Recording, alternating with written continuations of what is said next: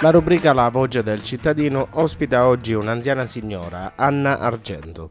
L'85enne favarese dai nostri microfoni segnala una perdenza alla condotta idrica in via Mauro di Mauro, una traversa adiacente le palazzine popolari di piazza Niccolò Gallo, strada parallela al viale Pietro Nenni. Ogni qualvolta arriva l'acqua, il prezioso liquido fuoriesce dal pozzetto, andando a depositarsi nel suo terrazzino, con conseguente infiltrazione d'acqua. Il problema è che mi entrasse l'acqua entra e quando l'acqua perdete, poi dicete che volete pagare la bolletta e subito paghiamo la bolletta, ma se no venite a tagliare. Perché c'è un pozzetto rotto e avete 3 mesi che corre acqua, non è più a cui parlare.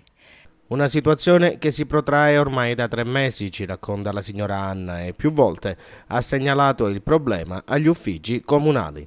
3 mesi che c'è ottobre a metà l'acqua fino a niente. Ma vedi, qua avete, se a fare solo un pugno, ora di votazione, siamo tutti amici e parenti. Finendo la votazione non c'è niente più.